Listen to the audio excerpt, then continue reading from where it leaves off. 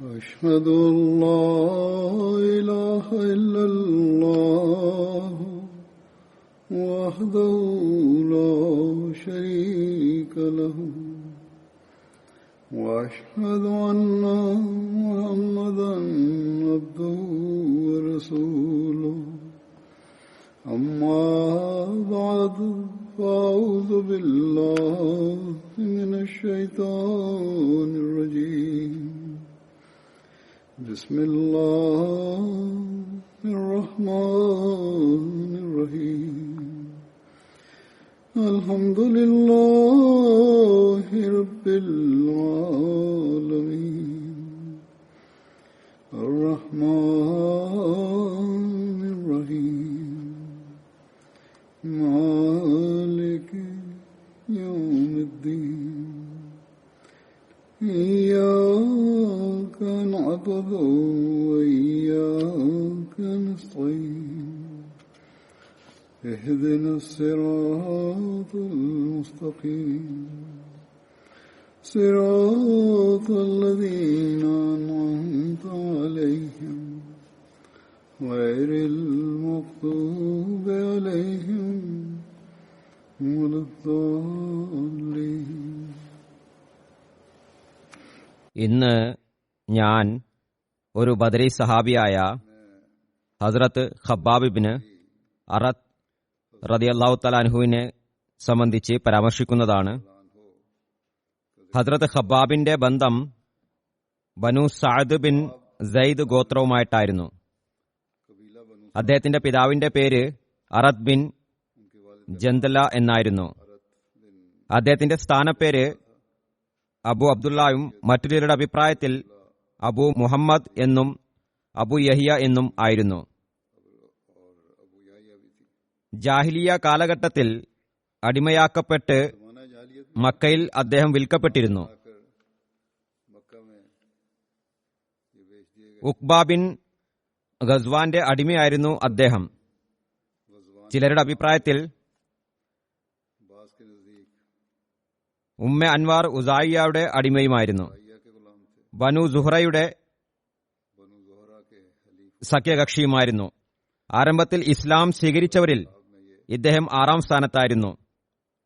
തങ്ങളുടെ ഇസ്ലാം വെളിപ്പെടുത്തുകയും അതിന്റെ ഫലമായി കഠിനമായ മർദ്ദനങ്ങൾ ഏൽക്കേണ്ടി വരികയും ചെയ്ത ആദ്യ വിശ്വാസികളിൽ പെട്ടതുമാകുന്നു.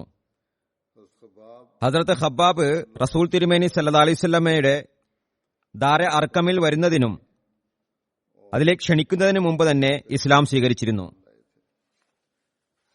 മുജാഹിദ് പറയുന്നു, ഏറ്റവും ആദ്യത്തിൽ നബി സല്ലല്ലാഹു അലൈഹി വസല്ലം തിരുമേനിയും തിരുമേനിയുടെ ക്ഷണത്തെ സ്വീകരിച്ചുകൊണ്ട് ലബ്ബൈക്ക് പറഞ്ഞുകൊണ്ട് ഇസ്ലാം വെളിപ്പെടുത്തിയവർ ഇവരാകുന്നു.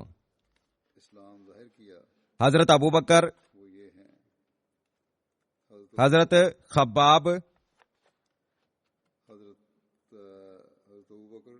ഹസ്രത്ത് സുഹൈബ്, ഹസ്രത്ത് ബിലാൽ, ഹസ്രത്ത് അമ്മാർ, ഹസ്രത്ത് അമ്മാറിന്റെ മാതാവായ ഹസ്രത്ത് സുമയ്യ, ഹസ്രത്ത് റസൂൽ തിരുമേനി സല്ലല്ലാഹു അലൈഹി വസല്ലമയെ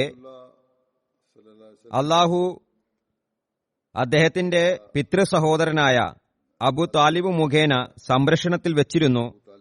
ഹസ്രത്ത് അബൂബക്കറിനെ സ്വയം അദ്ദേഹത്തിന്റെ സമുദായം സംരക്ഷണത്തിൽ വെച്ചിരുന്നു. ഏതായിരുന്നാലും ഇത് എഴുതുന്ന വ്യക്തി ഒരു പ്രത്യേക രീതിയിലാണ് എഴുതിയിരിക്കുന്നത്. ഏതായിരുന്നാലും ഇത് അനിവാര്യവുമായിരുന്നു.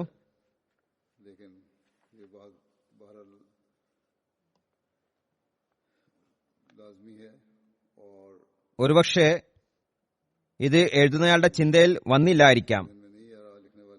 അതായത് നബി സല്ലല്ലാഹു അലൈഹി വസല്ലമയുടെ പിതൃ സഹോദരൻ അബൂ താലിബ് ആ മഹാത്മാവിനെ സംരക്ഷിച്ചു പോന്നിരുന്നിട്ടും റസൂൽ തിരുമേനി സല്ലല്ലാഹു അലൈഹി വസല്ലമയ്ക്ക് സ്വയം മക്കയിലെ ബഹുദൈവ വിശ്വാസികളുടെ കയ്യിൽ നിന്നും കഠിനമായ പീഡനങ്ങൾ സഹിക്കേണ്ടി വന്നിട്ടുണ്ട്. അതുപോലെ തന്നെ ഹസ്രത്ത് അബൂബക്കറും സുരക്ഷിതനായിരുന്നില്ല. ചരിത്രം അതിന് സാക്ഷിയാണ്. അദ്ദേഹത്തെയും വിവിധങ്ങളായ മർദ്ദനങ്ങളും പീഡനങ്ങളും ഏൽക്കേണ്ടി വന്നു. മറിച്ച് ഹസ്രത്ത് അബൂ താലിബിനോടൊപ്പം തന്നെ മർദ്ദനങ്ങൾ ഏൽക്കേണ്ടി വന്നിട്ടുമുണ്ട്.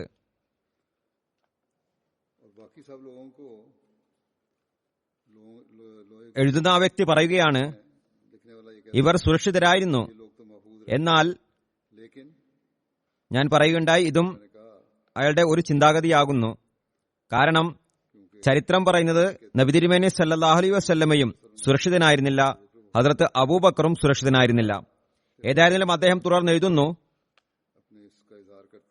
ഇവർ രണ്ടുപേരും സുരക്ഷിതരായിരുന്നു എന്ന ചിന്ത വെളിപ്പെടുത്തിക്കൊണ്ട് തന്നെ എഴുതുന്നു, എന്നാൽ മറ്റുള്ളവരെയെല്ലാം ഇരുമ്പിന്റെ പടച്ചട്ട അണിയിക്കുകയും സൂര്യന്റെ കഠിനമായ ചൂടിൽ പൊള്ളലേൽപ്പിക്കുകയും ചെയ്തിരുന്നു.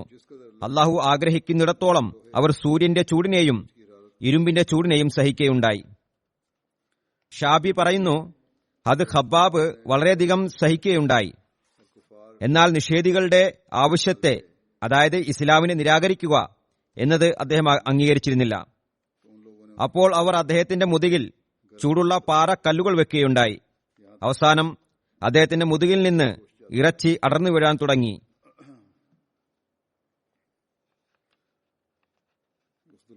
അസ്ദുൽ ഗാബയുടെ റിവായത്തുകളാണിത്. ഹദ്രത്ത് ഉമറിന്റെ ഇസ്ലാം സ്വീകരിക്കുന്ന സമയത്ത് ഉണ്ടായ ഹദ്രത്ത് ഖബ്ബാബിന്റെ ഒരു സംഭവത്തെക്കുറിച്ച് വിശദമായി പരാമർശിച്ചുകൊണ്ട് ഹദ്രത്ത് മിർസ ബഷീർ അഹമ്മദ് സാബ് എം.എ. സീറത്ത് ഖാത്തമുൻ നബീനിൽ ഇപ്രകാരം എഴുതിയിരിക്കുന്നു,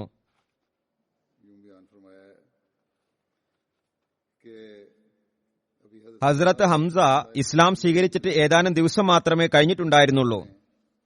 അപ്പോൾ അള്ളാഹു മുസ്ലിങ്ങൾക്ക് മറ്റൊരു സന്തോഷത്തിന്റെ അവസരവും നൽകുകയുണ്ടായി. അതായത് ഇതുവരെ ഇസ്ലാമിന്റെ കൊടിയ ശത്രുവായിരുന്ന ഹദ്രത്ത് ഉമർ മുസ്ലിമായി. അദ്ദേഹം ഇസ്ലാം സ്വീകരിച്ച സംഭവവും വളരെ ഹൃദയഹാരിയാകുന്നു. ധാരാളം പേർ കേൾക്കുകയും വായിക്കുകയും ചെയ്തിട്ടുണ്ടാകും. എന്നാൽ അദ്ദേഹം പരാമർശിച്ചിട്ടുള്ള ഈ വിശദീകരണം ഞാനിവിടെ സമർപ്പിക്കുകയാണ്.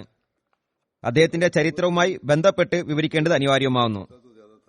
ഹദ്രത്ത് ഉമറിന്റെ പ്രകൃതത്തിൽ കാഠിന്യം അധികമുണ്ടായിരുന്നു. എന്നാൽ ഇസ്ലാമിനോടുള്ള വിരോധം അദ്ദേഹത്തെ അതിൽ കൂടുതൽ അധികരിപ്പിച്ചിരുന്നു. ഇസ്ലാം സ്വീകരിക്കുന്നതിന് മുമ്പ് ഹദ്രത്ത് ഉമർ സാധുക്കളെയും ബലഹീനരും ദരിദ്രരുമായവരെയും അവർ ഇസ്ലാം സ്വീകരിച്ചു എന്ന കാരണത്താൽ വളരെയധികം ഉപദ്രവിക്കുകയും മർദ്ദിക്കുകയും ചെയ്യുമായിരുന്നു. എന്നാൽ അവരെ മർദ്ദിച്ച് ക്ഷീണിതനായപ്പോൾ അവർ പശ്ചാത്തപിക്കുന്ന യാതൊരു ലക്ഷണവും കാണാതിരുന്നപ്പോൾ ഈ കുഴപ്പങ്ങളുടെ ജനയിതാവിനെ തന്നെ ഇല്ലാതാക്കിയാലോ എന്ന ചിന്ത ഉദിക്കുകയുണ്ടായി. അതായത് നബി തിരുമേനി സല്ലല്ലാഹു അലൈഹി വസല്ലമയെ. ഈ ചിന്ത ഉടലെടുത്ത ഉടൻ തന്നെ വാൾ ഊരിപ്പിടിച്ചുകൊണ്ട് വീട്ടിൽ നിന്നും ഇറങ്ങി നബി തിരുമേനി സല്ലല്ലാഹു അലൈഹി വസല്ലമയെ അന്വേഷിക്കാൻ തുടങ്ങി. വഴിയിൽ ഒരു വ്യക്തി അദ്ദേഹത്തെ ഊരിപ്പിടിച്ച വാളുമായി പോകുന്നത് കണ്ട് ചോദിച്ചു, ഉമർ എവിടെ പോകുന്നു? ഉമർ മറുപടിയായി പറഞ്ഞു, മുഹമ്മദ് സല്ലല്ലാഹു അലൈഹി വസല്ലമയെ കൊല്ലാൻ പോവുകയാണ്. അയാൾ പറഞ്ഞു, മുഹമ്മദിനെ കൊന്നാൽ ബനു അബ്ദ മനാഫിൽ നിന്ന് നിങ്ങൾ സുരക്ഷിതനായിരിക്കുമോ? ആദ്യം സ്വന്തം വീട്ടിലെ കാര്യങ്ങൾ ശരിയാക്കുക. നിങ്ങളുടെ സഹോദരിയും സഹോദരി ഭർത്താവും മുസ്ലിങ്ങളായി കഴിഞ്ഞിരിക്കുന്നു. ഹസ്രത്ത് ഉമർ പെട്ടെന്ന് തന്നെ തിരിഞ്ഞു മടങ്ങി തന്റെ സഹോദരിയായ ഫാത്തിമയുടെ വീട്ടിലേക്ക് പോയി. വീടിനടുത്തെത്തിയപ്പോൾ അകത്ത് നിന്ന് വിശുദ്ധ ഖുർആൻ പാരായണത്തിന്റെ ശബ്ദം കേൾക്കാൻ തുടങ്ങി. അത് ഖബ്ബാബ് ഇബ്നു അറത്ത് റളിയല്ലാഹു തആല അൻഹു നല്ല ഈണത്തിൽ ഓതി കേൾപ്പിക്കുകയായിരുന്നു. ഈ ശബ്ദം കേട്ടപ്പോൾ ഉമറിന്റെ കോപം പിന്നെയും വർദ്ധിച്ചു. പെട്ടെന്ന് വീട്ടിലേക്ക് കയറി ചെന്നു. എന്നാൽ അദ്ദേഹത്തിന്റെ അനക്കം കേട്ടപ്പോൾ തന്നെ ഖബ്ബാബ് ഉടൻ എവിടെയോ മറഞ്ഞു നിന്നു. ഫാത്തിമ വിശുദ്ധ ഖുർആന്റെ താളുകൾ അവിടെയും ഇവിടെയും ഒളിപ്പിച്ചു. ഹദ്രത്ത് ഉമറിന്റെ സഹോദരിയുടെ പേര് ഫാത്തിമ എന്നായിരുന്നു. ഹദ്രത്ത് ഉമർ അകത്ത് കടന്നപ്പോൾ ആക്രോശിച്ചുകൊണ്ട് പറഞ്ഞു, നിങ്ങൾ സ്വന്തം മതത്തിൽ നിന്ന് പിന്തിരിഞ്ഞു കളഞ്ഞു എന്ന് ഞാൻ കേൾക്കുകയുണ്ടായി. അങ്ങനെ പറഞ്ഞുകൊണ്ട് തന്റെ സഹോദരി ഭർത്താവായ സയ്യിദ് ബിൻ സയ്യിദിനെ കടന്നു പിടിച്ചു. ഫാത്തിമ തന്റെ ഭർത്താവിനെ രക്ഷിക്കുന്നതിനായി മുന്നോട്ട് വന്നപ്പോൾ അവർക്കും പരിക്കുപറ്റി. എന്നാൽ ഫാത്തിമ ധൈര്യസമേതം പറഞ്ഞു, അതേ ഉമർ, ഞങ്ങൾ മുസ്ലിങ്ങളായിരിക്കുന്നു. നിനക്ക് ചെയ്യാൻ പറ്റുന്നത് ചെയ്തു കൊള്ളുക. ഞങ്ങൾക്ക് ഇസ്ലാമിനെ ഉപേക്ഷിക്കാൻ സാധ്യമല്ല. ഹദ്രത്ത് ഉമർ വളരെ കഠിന ഹൃദയനായിരുന്നു. എന്നാൽ ഈ ഹൃദയ കാഠിന്യത്തിന്റെ മറയ്ക്കു പിന്നിലും സ്നേഹത്തിന്റെയും സൗമ്യതയുടെയും ഒരു ചെറിയ ലാഞ്ചനയും ഉണ്ടായിരുന്നു. ചില സമയത്ത് അത് തന്റെ തനിനിറം പ്രകടിപ്പിക്കുമായിരുന്നു. സ്വന്തം സഹോദരിയുടെ ധൈര്യപൂർവ്വമുള്ള ഈ വാക്കുകൾ കേട്ടപ്പോൾ അദ്ദേഹം തിരിഞ്ഞു നോക്കി. അവരെ നോക്കിയപ്പോൾ അവർ രക്തത്തിൽ കുളിച്ചു നിൽക്കുന്നതായി കണ്ടു. ഈ ദൃശ്യം ഹദ്രത്ത് ഉമറിന്റെ ഹൃദയത്തിൽ ഒരു പ്രത്യേക പ്രഭാവം ചെലുത്തി. അല്പനേരം നിശബ്ദനായിരുന്ന ശേഷം സഹോദരിയോട് പറഞ്ഞു, നിങ്ങൾ പാരായണം ചെയ്തുകൊണ്ടിരുന്ന ആ വചനങ്ങൾ എന്നെ ഒന്ന് കാണിച്ചാലും. ഫാത്തിമ പറഞ്ഞു, ഞാൻ കാണിച്ചു തരുന്നതല്ല, കാരണം നീ അതിനെ നശിപ്പിക്കുന്നതായിരിക്കും, ഈ താളുകളെ പാഴാക്കുന്നതായിരിക്കും. ഉമർ മറുപടിയായി പറഞ്ഞു, ഒരിക്കലുമില്ല, നീ എനിക്ക് കാണിച്ചു തരിക, ഞാൻ നിശ്ചയമായും അത് തിരിച്ചു നൽകുന്നതാണ്. ഫാത്തിമ പറഞ്ഞു, ഇപ്പോൾ നിങ്ങൾ അശുദ്ധിയിലാണുള്ളത്, ശുദ്ധിയിലല്ല. വിശുദ്ധ ഖുർആൻ ശുദ്ധിയായ അവസ്ഥയിലല്ലാതെ സ്പർശിക്കാൻ പാടുള്ളതല്ല. അതിനുള്ള ആദ്യം നീ കുളിച്ചു വരിക, എന്നിട്ട് നോക്കിക്കൊള്ളുക. ഞാൻ കാണിക്കുന്നതാണ്, അപ്പോൾ നോക്കിക്കൊള്ളുക. ഹദരത്ത് മീർസ ബഷീർ അഹമ്മദ് സാബ് എഴുതുന്നു, ഒരുപക്ഷെ അവരുടെ ഉദ്ദേശം ഇതായിരുന്നിരിക്കാം, അതായത് കുളിക്കുമ്പോൾ ഹദരത്ത് ഉമറിന്റെ കോപം ഇല്ലാതായിത്തീരുന്നതായിരിക്കാം. അങ്ങനെ സമാധാന മനസ്സോടെ ചിന്തിക്കാനുള്ള സന്ദർഭവും ലഭിച്ചേക്കാം. ഉമർ കുളിച്ചു വന്നപ്പോൾ ഫാത്തിമ ഖുർആന്റെ താളുകൾ എടുത്ത് അദ്ദേഹത്തിന്റെ മുന്നിൽ വെച്ചു കൊടുത്തു. അദ്ദേഹം അത് എടുത്തു നോക്കിയപ്പോൾ സൂറ താഹയിലെ ആദ്യ വചനങ്ങളായിരുന്നു അതിലുണ്ടായിരുന്നത്. ഹദരത്ത് ഉമർ ഒരു പ്രഭാവിത മനസ്സോടെ അത് പാരായണം ചെയ്യാൻ തുടങ്ങി.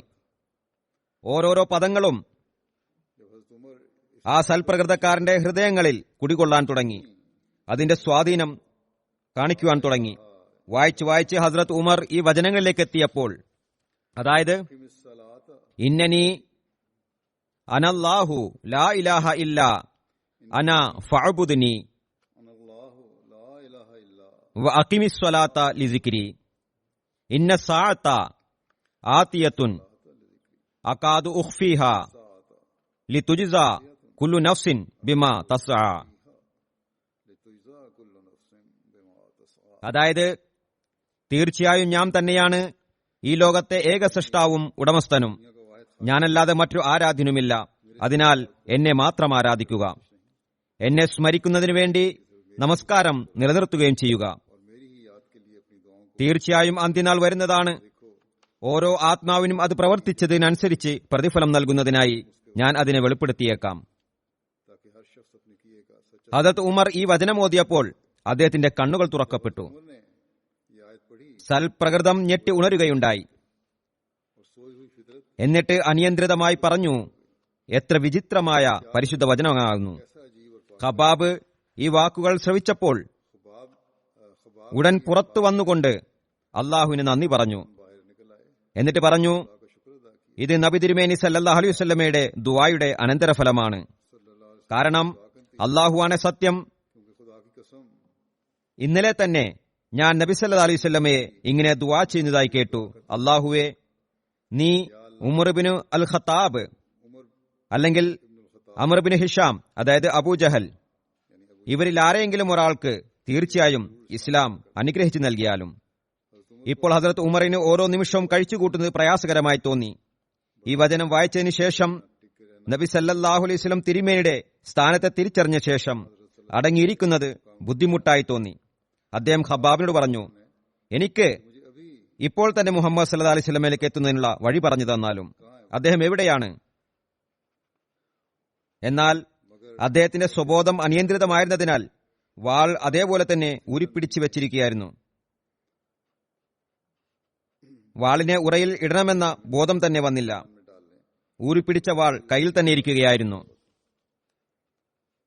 ഏതായിരുന്നാലും അന്നാളുകളിൽ നബി തിരുമേനി സല്ലല്ലാഹു അലൈഹി വസല്ലം ദാറെ അർക്കമിലായിരുന്നു. ഖബ്ബാബ് അദ്ദേഹത്തിന് അവിടേക്കുള്ള വഴി പറഞ്ഞു കൊടുത്തു. ഉമർ അവിടേക്ക് പോയി വാതിലിനടുത്തെത്തി ശക്തമായി അതിൽ മുട്ടി. സഹാബാക്കൾ വാതിലിന്റെ വിടവിലൂടെ ഹസ്രത്ത് ഉമറിനെ ഊരിപ്പിടിച്ച വാളുമായി നിൽക്കുന്നത് കണ്ട് വാതിൽ തുറക്കാൻ മടിച്ചു. എന്നാൽ നബി സല്ലല്ലാഹു അലൈഹി വസല്ലം തിരുമേനി പറഞ്ഞു, വാതിൽ തുറക്കുക. ഹസ്രത്ത് ഹംസയും അവിടെയുണ്ടായിരുന്നു. അദ്ദേഹവും പറഞ്ഞു, വാതിൽ തുറക്കുക. അഥവാ സതുദ്ദേശത്തോടെയാണ് വന്നിട്ടുള്ളതെങ്കിൽ നല്ലത്, ഇനി ദുരുദ്ദേശത്തിലാണ് വന്നിട്ടുള്ളതെങ്കിൽ അല്ലാഹുവാണ് സത്യം, അദ്ദേഹത്തിന്റെ വാളുകൊണ്ട് തന്നെ അദ്ദേഹത്തിന്റെ ശിരസ് കൊയ്യുന്നതായിരിക്കും. വാതിൽ തുറക്കപ്പെട്ടു. ഉമർ ഊരിപ്പിടിച്ച വാളുമായി തന്നെ അകത്തേക്ക് പ്രവേശിച്ചു. അദ്ദേഹത്തെ കണ്ടപ്പോൾ നബി സല്ലല്ലാഹു അലൈഹി വസല്ലം തിരുമേനി മുന്നോട്ട് വരികയും ഉമറിന്റെ മടിശീലയിൽ പിടിച്ചു കുലുക്കിക്കൊണ്ട് പറഞ്ഞു, ഉമർ, എന്ത് ഉദ്ദേശത്തോടെയാണ് വന്നിട്ടുള്ളത്? അല്ലാഹുവാണ് സത്യം, നീ അല്ലാഹുവിന്റെ ശിക്ഷക്കായിട്ടല്ല സൃഷ്ടിക്കപ്പെട്ടതെന്ന് ഞാൻ കാണുന്നു. ഉമർ പറഞ്ഞു, അല്ലാഹുവിന്റെ ദൂതരെ, ഞാൻ മുസ്ലിമാകുന്നതിനായിട്ടാണ് വന്നിരിക്കുന്നത്. നബി സല്ലല്ലാഹു അലൈഹി വസല്ലം തിരുമേനി ഈ വാക്കുകൾ കേട്ടപ്പോൾ സന്തോഷത്തോടെ ആവേശത്താൽ അല്ലാഹു അക്ബർ എന്ന് പറഞ്ഞു. അതോടൊപ്പം തന്നെ സഹാബാക്കളും എത്രത്തോളം ശക്തമായ നിലയിൽ അല്ലാഹു അക്ബർ എന്നു പറഞ്ഞെന്നാൽ മക്കയിലെ പർവ്വതങ്ങളിൽ അത് അലയടിക്കുകയുണ്ടായി. ഹദരത്ത് ഖുബ്ബാബ് നിവേദനം ചെയ്യുന്നു, ഞങ്ങൾ ഒരിക്കൽ നബി സല്ലല്ലാഹു അലൈഹി വസല്ലം തിരുമേനിയോട് ഞങ്ങളുടെ പ്രയാസങ്ങളെക്കുറിച്ച് പരാമർശിക്കുകയുണ്ടായി. അന്നേരം നബി സല്ലല്ലാഹു അലൈഹി വസല്ലം തിരുമേനിയെ കാബയുടെ തണലിൽ തുണി വിരിച്ച് ചാരിയിരിക്കുകയായിരുന്നു. ഞങ്ങൾ ആ മഹാത്മാവിനോട് പറഞ്ഞു, താങ്കൾ ഞങ്ങൾക്ക് വേണ്ടി സഹായം തേടുകയില്ലേ? താങ്കൾ ഞങ്ങൾക്ക് വേണ്ടി അള്ളാഹുവിനോട് ദുആ ചെയ്യുകയില്ലേ? ഈ പ്രയാസകരമായ അവസ്ഥയെ സംബന്ധിച്ച് നബി സല്ലല്ലാഹു അലൈഹി വസല്ലം പറഞ്ഞു, നിങ്ങൾക്ക് മുമ്പ് കഴിഞ്ഞു കടന്നു പോയവരിൽ ഒരാൾക്കായി ഭൂമിയിൽ കുഴി കുഴിക്കുകയുണ്ടായി. പിന്നീട് അദ്ദേഹത്തെ അതിലിട്ട് മൂടി, പിന്നീട് അറക്കവാൾ കൊണ്ടുവരികയും അത് അദ്ദേഹത്തിന് തലയിൽ വെക്കുകയും ചെയ്യുന്നു. അങ്ങനെ ആ വ്യക്തിയെ 2 കഷണങ്ങളാക്കി മുറിക്കുന്നു. ഈ നടപടികൾ അദ്ദേഹത്തിന്റെ ദീനിൽ നിന്ന് തടഞ്ഞില്ല. ഇരുമ്പിന്റെ ചീപ്പ് കൊണ്ട് എല്ലുകളിൽ നിന്നോ തുടകളിൽ നിന്നോ ഇറച്ചികൾ വേർപെടുത്തിയിരുന്നു. ഇതും അദ്ദേഹത്തിന്റെ ദീനിൽ നിന്ന് തടഞ്ഞില്ല. നബി സല്ലല്ലാഹു അലൈഹി വസല്ലം പിന്നീട് പറഞ്ഞു, അല്ലാഹുവാണ് സത്യം, അല്ലാഹു ഈ ഉദ്യമത്തെ തീർച്ചയായും പൂർത്തിയാക്കുന്നതാണ്. അതായത് എന്റെ ലക്ഷ്യത്തെ തീർച്ചയായും പൂർത്തിയാക്കുന്നതാണ്. ഞാൻ അയക്കപ്പെട്ട ഉദ്ദേശം തീർച്ചയായും പൂർത്തിയാകുന്നതാണ്, എളുപ്പങ്ങളും വരുന്നതാണ്. പിന്നീട് പറയുന്നു, ഏതുവരെ എന്നാൽ ഒരു യാത്രികൻ സനായിൽ നിന്ന് ഹിദ്രമോത്ത് വരെ യാത്ര ചെയ്യുന്നതാണ്. സനാവും ഹിദ്രമോത്തും യമനിലെ 2 പട്ടണങ്ങളാണ്. ഇവയ്ക്കിടയിൽ 216 മൈലുകൾ ദൂരമുണ്ടെന്ന് പറയപ്പെടുന്നു. ഏതായിരുന്നാലും നബി സല്ലല്ലാഹു അലൈഹി വസല്ലം പറഞ്ഞു, അത്രയും യാത്ര ചെയ്യുന്നതാണ്. അയാൾക്ക് അല്ലാഹുവിനെ അല്ലാതെ മറ്റാരെയും ഭയം ഉണ്ടായിരിക്കില്ല.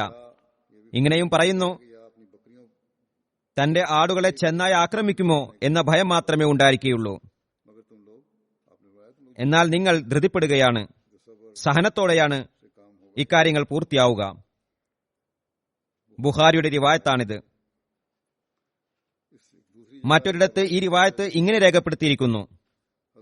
അത് ഖബ്ബാബ് നിവേദനം ചെയ്യുന്നു, ഞാൻ നബി സല്ലല്ലാഹു അലൈഹി വസല്ലമയുടെ സവിധത്തിൽ ഹാജരായി. ആ മഹാത്മാവ് ഒരു വൃക്ഷച്ചുവട്ടിൽ വിശ്രമിക്കുകയായിരുന്നു. ആ മഹാത്മാവ് സ്വന്തം കൈ തലയ്ക്ക് കീഴെ വെച്ചിരിക്കുകയായിരുന്നു.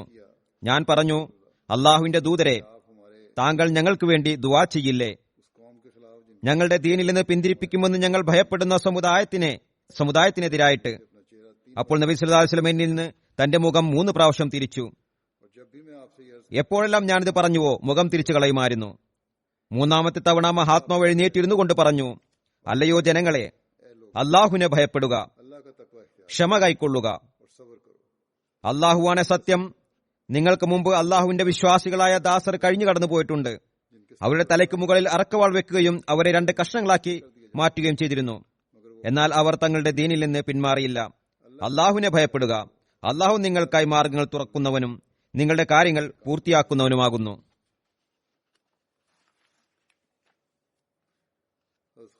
ഹദരത്ത് ഖബ്ബാബിൽ നിന്ന് നിവേദനം ചെയ്യപ്പെടുന്നു. അദ്ദേഹം പറയുന്നു, ഞാൻ കൊല്ലപ്പണിക്കാരനായിരുന്നു. ആസിബിനു ആമയിൽ നിന്ന് എനിക്ക് കുറച്ച് പൈസ കടം തിരിച്ചു കിട്ടാനുണ്ടായിരുന്നു. ഞാൻ അയാളുടെ അടുത്ത് അത് ചോദിക്കാനായി വന്നു. അപ്പോൾ അയാൾ പറഞ്ഞു, ഞാൻ ഒരിക്കലും അത് നൽകുന്നതല്ല. നീ മുഹമ്മദിനെ നിഷേധിക്കുന്നതുവരെ നിന്റെ പൈസ നൽകുന്നതല്ല.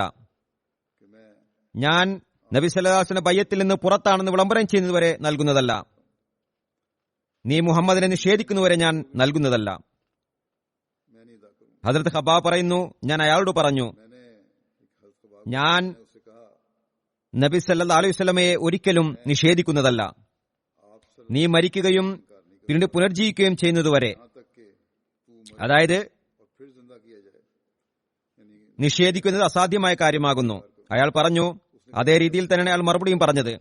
അതായത്, ഞാൻ മരിച്ചതിന് ശേഷം പുനർജീവിപ്പിക്കുമ്പോൾ എന്റെ സമ്പത്തിന്റെയും സന്താനങ്ങളുടെയും അടുത്ത് വരികയും ചെയ്യുമ്പോൾ നിന്റെ കടം വീട്ടുന്നതായിരിക്കും. താൻ നൽകുന്നതല്ല എന്നുറപ്പിച്ചു പറഞ്ഞു. ഹദ്രത്ത് ഖബ്ബാബ് പറയുന്നു, ഇത് സംബന്ധിച്ചാണ് ഈ ആയത്ത് ഇറങ്ങിയത്. അഫറഅയ്തല്ലദീ കഫറ ബി ആയാതിന വഖാല ല ഊതയന്ന മാലൻ വലദൻ അത്തലഅൽ ഗൈബ അമിത്തഖദ ഇൻദർ റഹ്മാനി അഹദ കല്ലാ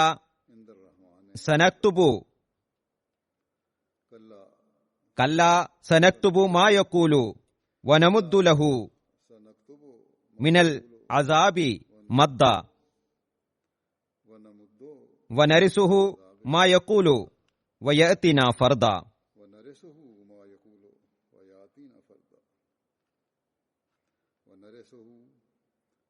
നമ്മുടെ ദൃഷ്ടാന്തങ്ങളെ നിഷേധിക്കുകയും തീർച്ചയായും എനിക്ക് ധാരാളം ധനവും സന്തതികളും നൽകപ്പെടുന്നതാണെന്ന് ഉറപ്പിച്ചു പറയുകയും ചെയ്തവനെ നീ കണ്ടുവോ? അവൻ പരോക്ഷകാര്യം അറിഞ്ഞിട്ടുണ്ടോ? അല്ലെങ്കിൽ പരമകാരുണികന്റെ പക്കൽ നിന്ന് വല്ല കരാറും വാങ്ങിയിട്ടുണ്ടോ? ഒരിക്കലും അങ്ങനെയല്ല. അവൻ പറയുന്നതിനെ നാം എഴുതി വെക്കുന്നതാണ്.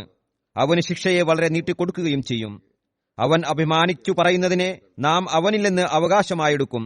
അവൻ ഏകനായി നമ്മുടെ അടുത്ത് വരുന്നതാണ്. ഹദ്രത്ത് ഖബ്ബാബ് കൊല്ലപ്പണിക്കാരായിരുന്നു. വാളുകൾ ഉണ്ടാക്കിയിരുന്നു. നബി തിരുമേനി സല്ലല്ലാഹു അലൈഹി വസല്ലമയ്ക്ക് അദ്ദേഹത്തോട് വളരെ സ്നേഹമുണ്ടായിരുന്നു. അദ്ദേഹത്തിനടുത്തേക്ക് എപ്പോഴും പോകുമായിരുന്നു. അദ്ദേഹത്തിന്റെ ഉടമസ്ഥയ്ക്ക് അതിനെ സംബന്ധിച്ച് അറിവ് ലഭിച്ചപ്പോൾ, അതായത് നബി തിരുമേനി സല്ലല്ലാഹു അലൈഹി വസല്ലം ഖബ്ബാബിനടുത്ത് വരാറുള്ള കാര്യം അറിഞ്ഞപ്പോൾ, അവർ ചൂടുള്ള ലോഹം അത് ഖബ്ബാബിന്റെ തലയിൽ വെക്കുമായിരുന്നു. ഇരുമ്പിന്റെ പണിയായിരുന്നു. ഇരുമ്പിനെ ആലയിലിടുകയും ചൂടായി കഴിയുമ്പോൾ അദ്ദേഹത്തിന് തലയിൽ വെക്കുമായിരുന്നു. അത് ഖബ്ബാബ് നബി തിരുമേനി സല്ലല്ലാഹു അലൈഹി വസല്ലമയോട് സംബന്ധിച്ച് പരാതി പറഞ്ഞപ്പോൾ നബി സല്ലല്ലാഹു അലൈഹി വസല്ലം പറഞ്ഞു, അല്ലാഹുവേ, ഖബ്ബാബിനെ സഹായിച്ചാലും. അദ്ദേഹം ദുആ ചെയ്തു. തൽഫലമായി ഒരു റിവായത്തിൽ വരുന്നു, അദ്ദേഹത്തിന്റെ യജമാനത്തിയായ ഉമ്മേ അൻവാറിന്റെ തലയിൽ എന്തോ രോഗം പിടിപെട്ടു. അവർ നായയെപ്പോലെ ശബ്ദം പുറപ്പെടുവിക്കാൻ തുടങ്ങി. ചൂടുള്ള ലോഹം തലയിൽ വെക്കുക എന്ന് അവരോട് പറയപ്പെട്ടു. ഹദ്രത്ത് ഖബ്ബാബ് ചൂടുള്ള ലോഹം കൊണ്ട് അവിടെ തലയിൽ വെക്കുമായിരുന്നു.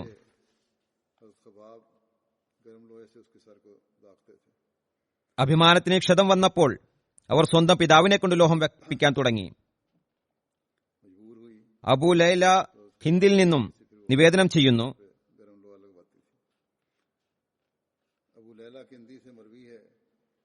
അദ്ദേഹം പറയുന്നു, ഹദ്രത്ത് ഖബ്ബാബ് ഹദ്രത്ത് ഉമറിന്റെ പക്കൽ വന്നു. ഹദ്രത്ത് ഉമർ അദ്ദേഹത്തോട് പറഞ്ഞു, അടുത്തേക്ക് വരിക, കാരണം അമ്മാർ ഇബ്നു യാസർ അല്ലാതെ ഈ സദസ്സിൽ നിങ്ങളെക്കാൾ അനുയോജ്യനായ മറ്റൊരാളില്ല. ഹദ്രത്ത് ഖബ്ബാബ് മുതുകിലുള്ള അടയാളങ്ങൾ കാണിക്കാൻ തുടങ്ങി. അത് മുശ്രിക്കീങ്ങളുടെ മർദ്ദനത്താൽ ഉണ്ടായതായിരുന്നു. മറ്റൊരു സ്ഥലത്ത് അരക്കെട്ടിലുള്ള മുറിവിനെ കാണിക്കുന്നതുമായി ബന്ധപ്പെട്ട് പറയുന്നു. അല്പം വിശദമായി ഷാബിയിൽ നിന്നുള്ള നിവേദനമാണ്. ഹദ്രത്ത് ഖബ്ബാബ് ഹദ്രത്ത് ഉമർ ഇബ്നു ഖത്താബിന് അടുത്ത് വരികയുണ്ടായി. അദ്ദേഹം ഹദ്രത്ത് ഖബ്ബാബിനെ തന്റെ ഇരിപ്പിടത്തിനടുത്തിരുത്തി. എന്നിട്ട് പറഞ്ഞു, ഭൂതലത്തിൽ ഈ മജ്ലിസിൽ ഇദ്ദേഹത്തെക്കാൾ അനുഗുണനായ മറ്റൊരാളുമില്ല, ഒരു വ്യക്തിയൊഴിച്ച്. ഹദ്രത്ത് ഖബ്ബാബ് പറഞ്ഞു, അല്ലയോ അമീറുൽ മുഅ്മിനീൻ, അതാരാണ്? അപ്പോൾ ഹദ്രത്ത് ഉമർ പറഞ്ഞു, അത് ബിലാലാകുന്നു. ഹദരത്ത് ഖബ്ബാബ് ഹദരത്ത് ഉമറിനോട് പറഞ്ഞു, ഓ അമീറുൽ മുഅ്മിനീൻ, അദ്ദേഹം എന്നേക്കാൾ അർഹനല്ല. കാരണം ബിലാൽ മുശ്രിക്കുകളുടെ കയ്യിലായിരുന്നപ്പോൾ അദ്ദേഹത്തിന് ആരെങ്കിലും സഹായിയായി ഉണ്ടായിരുന്നു. അവർ മുഖേന അള്ളാഹു അദ്ദേഹത്തെ രക്ഷിക്കുമായിരുന്നു. എന്നാൽ എനിക്കാരും ഉണ്ടായിരുന്നില്ല എന്നെ രക്ഷിക്കുന്നതിനായി. അത് ഖബ്ബാബ് പറയുന്നു, ഒരു ദിവസം എന്റെ അവസ്ഥ എന്തായിരുന്നുവെന്നാൽ ഞാൻ എന്നെ ഇങ്ങനൊരവസ്ഥയിൽ കണ്ടു. ജനങ്ങൾ എന്നെ പിടിക്കുകയും എനിക്കായി തീ കൊളുത്തുകയും പിന്നീട് അതിലേക്ക് എന്നെ ഇടുകയും ചെയ്തു. ജ്വലിക്കുന്ന തീക്കുണ്ടത്തിലേക്ക് എറിയുകയും ഒരാൾ എന്റെ നെഞ്ചിൽ ചവിട്ടി നിൽക്കുകയും ചെയ്തു. ജനങ്ങൾ എന്നെ അതിലേക്ക് എറിയുകയും ഒരാൾ എന്റെ നെഞ്ചിൽ കാലുകൊണ്ട് ചവിട്ടുകയും ചെയ്തു. അപ്പോൾ എന്റെ അരക്കെട്ടായിരുന്നു എന്നെ ചൂടുള്ള തറയിൽ നിന്ന് എന്നെ രക്ഷിച്ചത്. അല്ലെങ്കിൽ പറഞ്ഞു, എന്റെ അരക്കെട്ടായിരുന്നു ഭൂമിയെ തണുപ്പിച്ചത്. പിന്നീട് അദ്ദേഹം തന്റെ പുറത്തു നിന്നും വസ്ത്രം നീക്കി. അപ്പോൾ അത് പാണ്ടുപോലെ വെളുത്തിരുന്നു. അതായത് ചൂടുള്ള പ്രതലത്തിൽ കിടത്തിയപ്പോൾ അതിനെ തണുപ്പിക്കാൻ മറ്റൊന്നും ഉണ്ടായിരുന്നില്ല. അദ്ദേഹത്തിന്റെ ശരീരത്തിലെ തൊലിയും കൊഴുപ്പുമായിരുന്നു ഉരുകിക്കൊണ്ട് അതിനെ തണുപ്പിച്ചിരുന്നത്. ഇത് സംബന്ധിച്ച് ഇപ്രകാരം ഒരു റിവായത്തുമുണ്ട്. ഷാബി പറയുന്നു, ഹദരത്ത് ഉമർ ബിൻ ഖത്താബ് മുശ്രിക്കീങ്ങളിൽ നിന്ന് ഏൽക്കേണ്ടി വന്ന മർദ്ദനങ്ങളെക്കുറിച്ച് ചോദിച്ചപ്പോൾ അദ്ദേഹം പറഞ്ഞു, ഓ അമീറുൽ മുഅ്മിനീൻ, എന്റെ പുറം നോക്കിയാലും. ഹദരത്ത് ഉമർ പുറം നോക്കിയപ്പോൾ പറഞ്ഞു, ഞാൻ ഇത്തരത്തിലുള്ള പുറം ആരുടെയും കണ്ടിട്ടില്ല. ഹദരത്ത് ഖബ്ബാബ് പറഞ്ഞു, തീ കൊളുത്തുമായിരുന്നു, അതിൽ എന്നെ വലിച്ചിഴക്കുമായിരുന്നു. ആ അഗ്നിയെ എന്റെ പുറത്തുള്ള കൊഴുപ്പല്ലാതെ മറ്റൊന്നും തണുപ്പിച്ചിരുന്നില്ല. ഹദരത്ത് മുസ്ലിം മൗദ് റളിയല്ലാഹു തആല അൻഹു ഹദരത്ത് ഖബ്ബാബിനെ സംബന്ധിച്ച് പറയുന്നു, അദ്ദേഹം പറയുന്നു, ഓർക്കുക, റസൂൽ തിരുമേനി സല്ലല്ലാഹു അലൈഹി വസല്ലമയിൽ വിശ്വസിച്ചുകൊണ്ട് ഏറ്റവും കൂടുതൽ പ്രയാസങ്ങൾ സഹിച്ചത് അടിമകളായിരുന്നു. ഖബ്ബാബിൻ അൽ അറത്ത് ഒരു അടിമയായിരുന്നു. അദ്ദേഹം കൊല്ലപ്പണിക്കാരനായിരുന്നു. ഏറ്റവും ആദ്യ ദിനങ്ങളിൽ അദ്ദേഹം നബി സല്ലല്ലാഹു അലൈഹി വസല്ലമയിൽ വിശ്വസിച്ചിരുന്നു. ജനങ്ങൾ അദ്ദേഹത്തെ കഠിനമായി മർദ്ദിച്ചിരുന്നു. ഏതുവരെ എന്നാൽ അദ്ദേഹത്തിന്റെ തന്നെ ആലയത്തിലെ തീക്കുണ്ടങ്ങൾ അദ്ദേഹത്തിന് മേലിടുമായിരുന്നു. കൂടാതെ നെഞ്ചിൽ പാറക്കല്ലുകളും വെക്കുമായിരുന്നു, ഇടുപ്പ് അനക്കാതിരിക്കുന്നതിനായി. അദ്ദേഹത്തിന്റെ കൂലി ആരുടെ പക്കലായിരുന്നുവോ ഉണ്ടായിരുന്നത് അത് നൽകുന്നത് അവർ നിഷേധിച്ചിരുന്നു. എന്നാൽ ഈ സാമ്പത്തികവും ജീവന്റെയും നഷ്ടമുണ്ടായിട്ട് പോലും അദ്ദേഹം ഒരു നിമിഷത്തേക്ക് പോലും ചഞ്ചലനായില്ല. വിശ്വാസത്തിൽ ഉറച്ചുനിന്നു. അദ്ദേഹത്തിന്റെ പുറത്തുള്ള അടയാളങ്ങൾ അവസാന കാലം വരെ നിലനിന്നിരുന്നു. ഹദ്രത്ത് ഉമറിന്റെ ഭരണകാലത്ത് അദ്ദേഹം തന്റെ മുൻകാല മർദ്ദനങ്ങളെക്കുറിച്ച് പറഞ്ഞപ്പോൾ ഹദ്രത്ത് ഉമർ അദ്ദേഹത്തോട് പുറം കാണിച്ചു തരാൻ പറയുകയുണ്ടായി. അദ്ദേഹം തന്റെ പുറത്തുനിന്ന് വസ്ത്രം മാറ്റിയപ്പോൾ മുഴുവനും മുതുകിലും വെളുത്ത പാണ്ടുകൾ കാണുകയുണ്ടായി. പാണ്ഡുരോഗം ഉള്ളവരെ പോലെ വെളുത്ത പാടുകൾ. ഹദ്രത്ത് മുസ്ലിം മൗദ് റളിയല്ലാഹു മറ്റൊരിടത്ത് പറയുന്നു, ഒരിക്കൽ ആരംഭകാല വിശ്വാസികളിൽപ്പെട്ട ഒരു അടിമയായ ഹദ്രത്ത് ഖബ്ബാബിന്റെ പുറം വിവസ്ത്രമായപ്പോൾ അദ്ദേഹത്തിന്റെ കൂട്ടാളികൾ പുറത്തുള്ള തൊലി മനുഷ്യരുടേതുപോലെയല്ല മൃഗങ്ങളുടേതുപോലെ കാണപ്പെട്ടപ്പോൾ പരിഭ്രമിച്ചുകൊണ്ട് ചോദിച്ചു, താങ്കൾക്കിത് എന്തു രോഗമാണ്? ഹദ്രത്ത് ഖബ്ബാബ് ചിരിച്ചുകൊണ്ട് പറഞ്ഞു, ഇത് രോഗമല്ല, ഇത് സ്മരണികയാണ്. ഞങ്ങളെപ്പോലുള്ള നവമുസ്ലിങ്ങളായ അടിമകളെ മക്കയിലെ ഇടനാഴികളിലൂടെ കാഠിന്യമേറിയതും പരിക്കനുമായ പ്രതലത്തിലൂടെ മക്കയിലെ കാഫിര്യങ്ങൾ വലിച്ചിഴക്കാറുണ്ടായിരുന്നപ്പോൾ ഉണ്ടായ പരിക്കാണിത്. നിരന്തരമായി ഞങ്ങളെ ഇപ്രകാരം മർദ്ദിക്കുമായിരുന്നു. അതിന്റെ ഫലമായിട്ടാണ് എന്റെ പുറത്തുള്ള തൊലി ഇങ്ങനെയായി തീർന്നത്. ദരിദ്രരായ ആ ആരംഭകാല മുസ്ലിങ്ങളെ അവരിലധികം അടിമകളുമായിരുന്നു. ഇസ്ലാം സ്വീകരിച്ച ശേഷം അവർക്ക് അനുഭവിക്കേണ്ടി വന്ന മർദ്ദനങ്ങളെപ്പറ്റി നാം ഇപ്പോൾ ഹദ്രത്ത് ഖബ്ബാബുമായി ബന്ധപ്പെട്ട് കേൾക്കുകയുണ്ടായി. ചിലപ്പോൾ തീയിൽ കിടത്തുമായിരുന്നു, ചിലപ്പോൾ പാറയിൽ വലിച്ചിഴക്കുമായിരുന്നു. അവർ അതെല്ലാം സഹിച്ചു.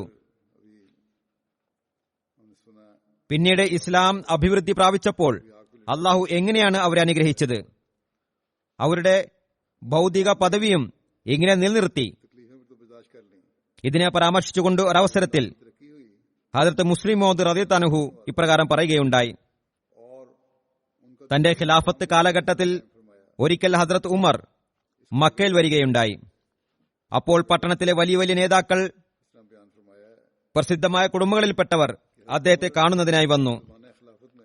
ഹദരത്ത് ഉമറിന് ഞങ്ങളുടെ കുടുംബത്തെക്കുറിച്ച് നല്ലതുപോലെ അറിയുന്നതാണ്, അതുകൊണ്ട് ഇപ്പോൾ അദ്ദേഹം രാജാവാണെന്നതിനാൽ ഞങ്ങളുടെ കുടുംബത്തെയും ബഹുമാനിക്കുന്നതാണെന്ന് അവർ ചിന്തിച്ചു. അങ്ങനെ നഷ്ടപ്പെട്ടുപോയ ആ അന്തസ്സിനെ കരസ്ഥമാക്കാൻ തങ്ങൾക്ക് സാധിക്കുന്നതാണെന്നും അവർ കരുതി. അങ്ങനെ അവർ വന്നു അദ്ദേഹവുമായി സംസാരിക്കാൻ തുടങ്ങി. സംസാരിച്ചു കൊണ്ടിരുന്നപ്പോൾ ഹദരത്ത് ഉമറിന്റെ സദസ്സിലേക്ക് ഹദരത്ത് ബിലാൽ കടന്നു വന്നു.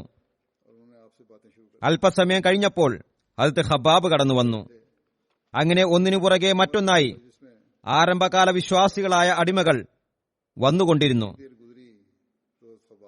അതായത് ആദ്യകാല വിശ്വാസികളിൽപ്പെട്ട അടിമകൾ ഓരോരുത്തരായി കടന്നു വരാൻ തുടങ്ങി. ഇവർ ആ നേതാക്കളുടെയോ അല്ലെങ്കിൽ അവരുടെ പൂർവ്വപിതാക്കളുടെയോ അടിമകളായിരുന്നു. അവിടെ ഇരുന്ന നേതാക്കളുടെയും അതായത് യുവാക്കളുടെ പൂർവ്വപിതാക്കന്മാരുടെയും അടിമകളായിരുന്ന ഇവർ എന്നവർക്കറിയാമായിരുന്നു. അടിമകളായിരുന്ന അക്കാലത്ത് അവരിൽ തങ്ങളുടെ പ്രതാപകാലത്ത് അവർ കഠിനമായ ദ്രോഹങ്ങളും ചെയ്തിരുന്നു.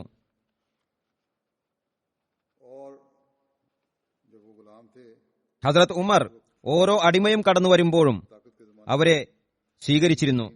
അത് ഖബ്ബാബും ഹസ്രത്ത് ബിലാലും കടന്നു വരുമ്പോഴെല്ലാം തന്നെ ധാരാളം ആരംഭകാല വിശ്വാസികൾ വന്നുകൊണ്ടേയിരുന്നു. അവർ ഒരു കാലഘട്ടത്തിൽ അടിമകളായിരുന്നു. സദസ്സിലേക്ക് അവർ വരുമ്പോഴെല്ലാം തന്നെ ഹസ്രത്ത് ഉമർ വളരെ പ്രാധാന്യത്തോടെ അവരെ സ്വീകരിച്ചിരുന്നു.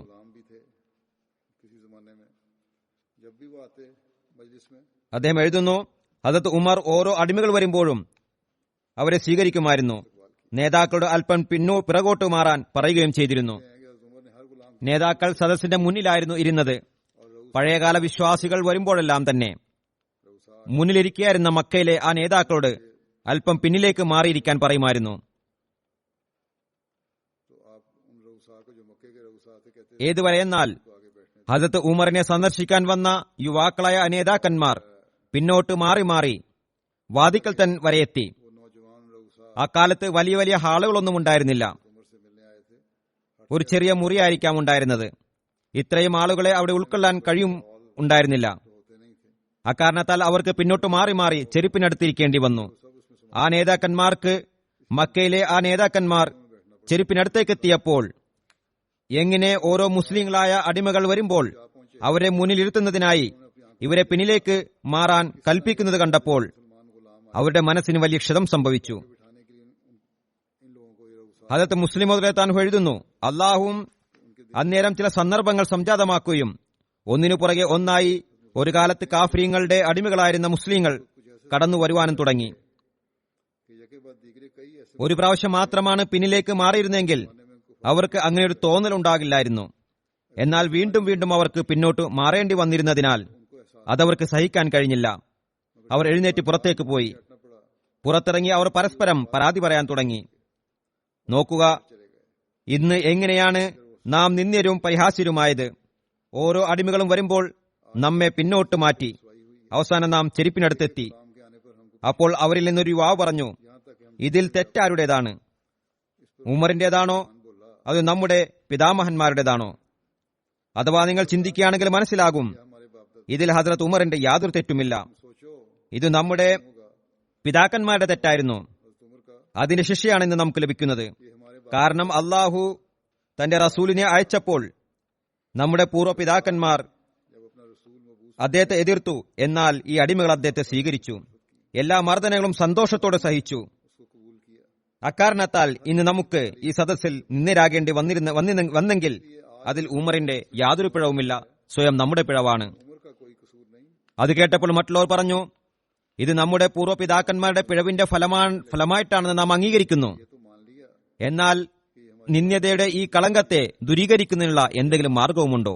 ഇല്ലേ. दाग को दूर करने का कोई जरिया അതിലവർ പരസ്പരം അഭിപ്രായം ആരായുകയും कोई नहीं है। നമുക്ക് ഒന്നും തന്നെ മനസ്സിലാകുന്നില്ല, ഹസ്രത്ത് ഉമറിനോട് തന്നെ ചോദിക്കാം ഇതിന് പരിഹാരം എന്തെന്ന് कोई बात नहीं आती।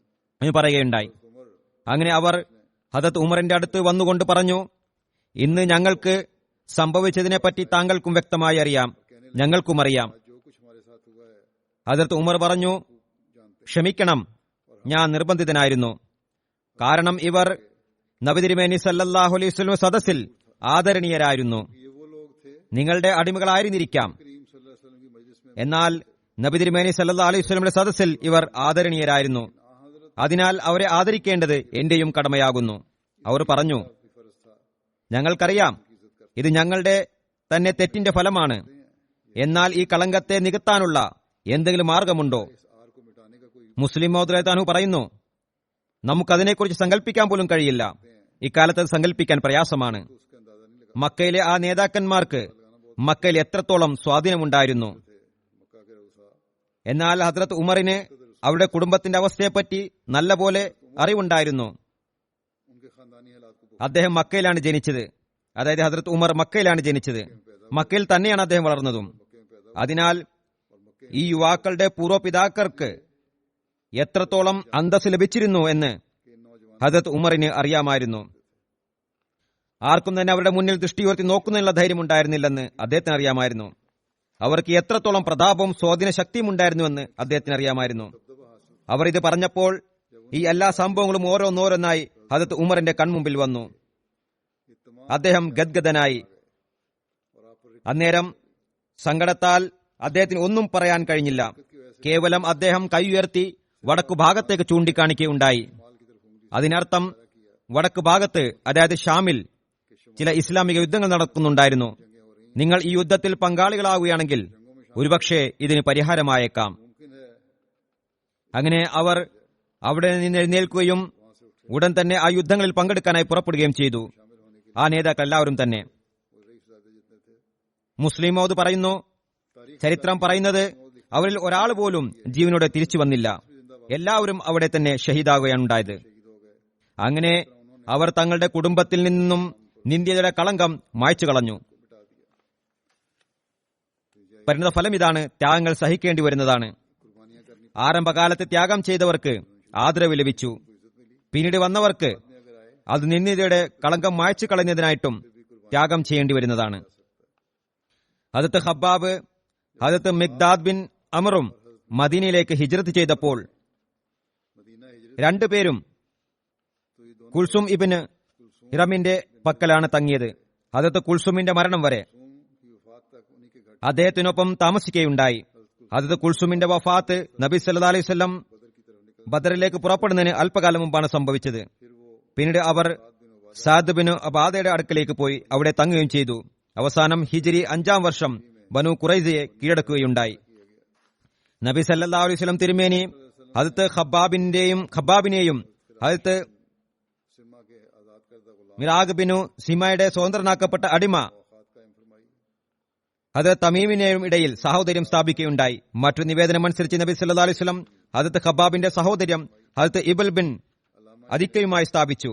അല്ലാമ ഇബ്നും അബ്ദുൽ ബറിന്റെ അഭിപ്രായത്തിലെ റിവായത്താണ് കൂടുതൽ ശരിയായത്. ഹദരത്ത് ഖബ്ബാബ് ബദർ, ഉഹദ്, ഖന്തക്ക് തുടങ്ങിയ എല്ലാ യുദ്ധങ്ങളിലും നബി സല്ലല്ലാഹു അലൈഹി വസല്ലം തിരുമേനിയൊപ്പം പങ്കെടുത്തിരുന്നു. അബു ഖാലിദ് നിവേദനം ചെയ്യുന്നു, ഒരു നാൾ ഞങ്ങൾ പള്ളിയിലിരിക്കുകയായിരുന്നു. അപ്പോൾ ഹദരത്ത് ഖബ്ബാബ് കടന്നു വന്നു.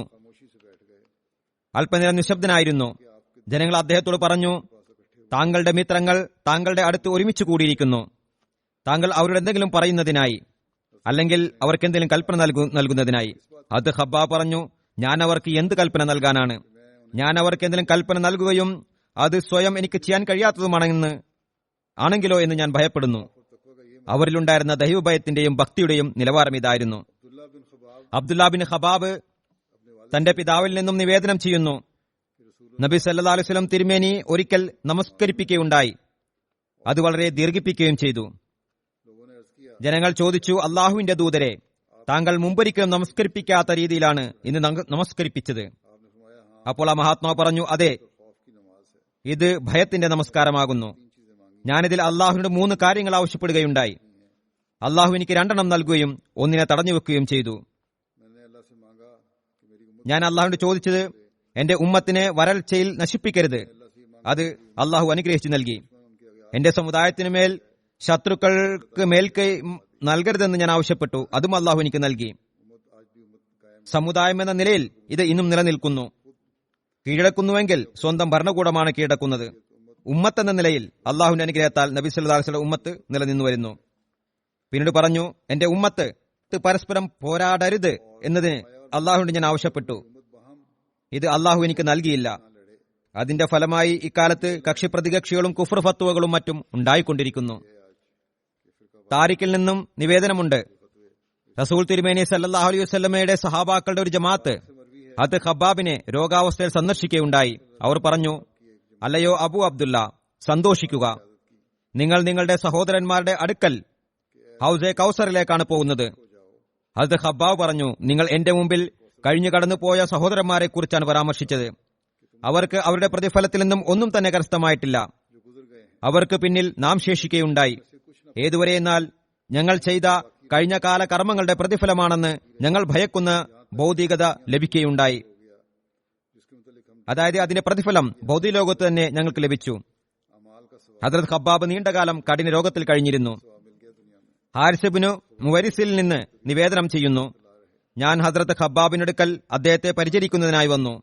7 സ്ഥലങ്ങളിൽ നിന്ന് ചികിത്സയ്ക്കായി ക്ഷണിക്കപ്പെട്ടിരുന്നു. അദ്ദേഹം പറയുന്നതായി കേട്ടു, നബി സല്ലല്ലാഹു അലൈഹി തിരുമേനിയിൽ നിന്ന് മരണത്തെ ആഗ്രഹിക്കുന്നത് ആർക്കും അനുവദനീയമല്ല എന്ന് പറയുന്നതായി കേട്ടിട്ടില്ലായിരുന്നുവെങ്കിൽ ഞാൻ അതിനെ ആഗ്രഹിച്ചേനെ. അതായത് അത്രത്തോളം ബുദ്ധിമുട്ടിലായിരുന്നു. അദ്ദേഹത്തിന്റെ കഫൻ കൊണ്ടുവരപ്പെട്ടു. അത് മിസ്രിൽ തയ്യാറാക്കപ്പെടുന്ന നേർത്ത തുണിയായിരുന്നു. അത് കണ്ടപ്പോൾ അദ്ദേഹം കരയാൻ തുടങ്ങി. എന്നിട്ട് പറഞ്ഞു, റസൂൽ തിരുമേനി സല്ലല്ലാഹു അലൈഹി വസല്ലമയുടെ പിതൃ സഹോദരൻ ഹദരത്ത് ഹംസയെ ഒറ്റ തുണിയുടെ കഫനാണ് നൽകപ്പെട്ടത്. അത് കാലിന്റെ ഭാഗത്തേക്ക് വലിച്ചാൽ തല പുറത്തേക്ക് വരുമായിരുന്നു, തല ഭാഗത്തേക്ക് വലിച്ചാൽ കാൽഭാഗം വെളിയിൽ വരുമായിരുന്നു. അവസാനം അദ്ദേഹത്തിന് മേൽ പുല്ലിടുകയും ചെയ്തു. ഞാൻ എന്നെ നബി സല്ലല്ലാഹു അലൈഹി വസല്ലമയോടൊപ്പം ഇങ്ങനൊരവസ്ഥയിൽ കാണുകയുണ്ടായി. അതായത് ഞാനൊരു ദിനാറിന്റെ ഉടമസ്ഥനായിരുന്നില്ല, ഒരു ദിർഹമിന്റെ ഉടമസ്ഥനായിരുന്നില്ല. അതായത് എന്റെ പക്കൽ ഒന്നും തന്നെ ഉണ്ടായിരുന്നില്ല, ദിനാറും ദിർഹമും ഒന്നും തന്നെ ഉണ്ടായിരുന്നില്ല. ഇപ്പോഴാണെങ്കിലോ അദ്ദേഹം പറയുന്നു, ഇപ്പോൾ എന്റെ വീടിന്റെ മൂലയുള്ള പെട്ടിയിൽ 40,000 ദിർഹമുണ്ട്. ഞങ്ങളുടെ പരിശുദ്ധമായ വസ്തുക്കൾ ഞങ്ങളുടെ ജീവിതത്തിൽ തന്നെ നൽകപ്പെട്ടിരിക്കുന്നു എന്ന് ഞാൻ ഭയപ്പെടുകയാണ്. അത് ഖബ്ബാബ് പറയുന്നു, ഞങ്ങൾ നബി സല്ലല്ലാഹു അലൈഹി വസല്ലം തിരുമേനിയോടൊപ്പം ഹിജ്റത്ത് ചെയ്തു. ഞങ്ങൾ അള്ളാഹുവിന്റെ തൃപ്തി മാത്രമായിരുന്നു കാംക്ഷിച്ചിരുന്നത്. ഞങ്ങളുടെ പ്രതിഫലം അള്ളാഹുവിന്റെ ചുമലിലായിരുന്നു. ഞങ്ങളിൽ നിന്ന് മരണമടഞ്ഞ ചിലർക്ക് അവരുടെ പ്രതിഫലത്തിൽ നിന്ന് ഒന്നും ലഭിച്ചില്ല. അവരിൽ മൂസബിനു ഉമേറുമുണ്ട്. ഞങ്ങളിൽ ചിലരുടെ ഫലങ്ങൾ പഴുക്കുകയും ആ ഫലത്തെ പറിച്ചെടുക്കുകയും ചെയ്യുന്നു. ഹദ്രത്ത് മൂസബ് ഉഹദ് വേളയിൽ ഷഹീദായിരുന്നു. ഞങ്ങൾക്ക് കഫനായിട്ട് ഒറ്റ തുണി മാത്രമാണ് ലഭിച്ചത്. അതുകൊണ്ട് അദ്ദേഹത്തിന്റെ തല മറക്കുമ്പോൾ അദ്ദേഹത്തിന്റെ കാലുകൾ വെളിയിലാകുമായിരുന്നു. കാലുകൾ മറക്കുമ്പോൾ അദ്ദേഹത്തിന്റെ തല വെളിയിലാകുമായിരുന്നു. അപ്പോൾ നബി തിരുമേനി സല്ലല്ലാഹു അലൈഹി വസല്ലം പറഞ്ഞു, അദ്ദേഹത്തിന്റെ തല മറക്കുക, കാലുകളിൽ പുല്ലുവെക്കുക.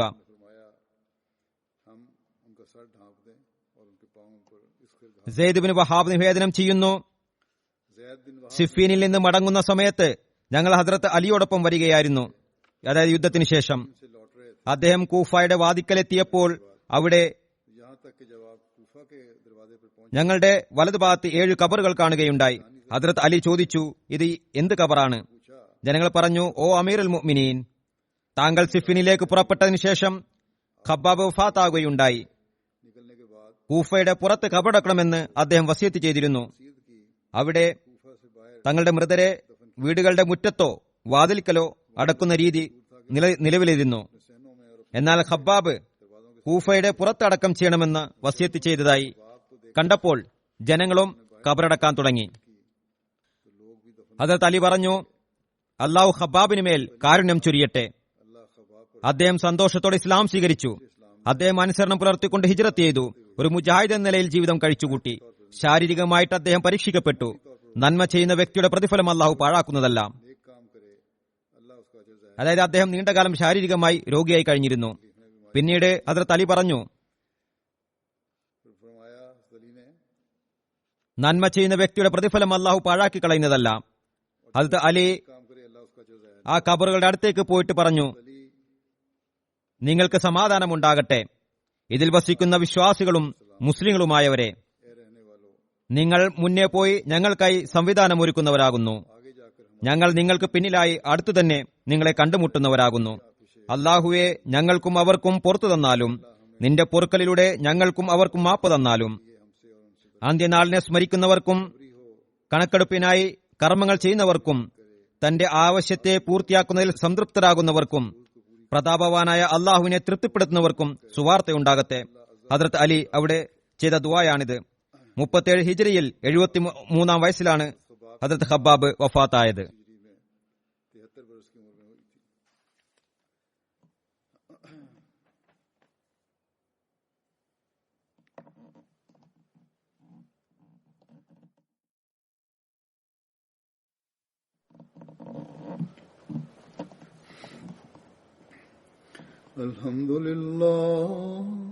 الحمد لله نحمده ونستعينه ونستغفره ونؤمن به ونتوكل عليه ونعوذ بالله من شرور أنفسنا ومن سيئات أعمالنا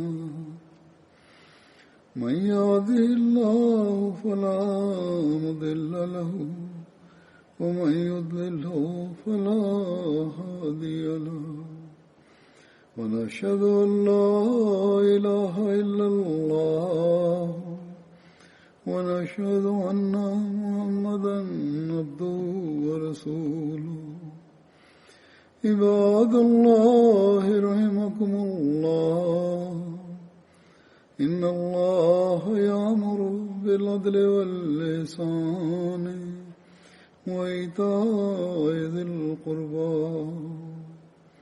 وينهى عن الفحشاء والمنكر والبغي يعظكم لعلكم تذكرون اذكروا الله يذكركم وادعوه يستجب لكم ولذكر الله أكبر.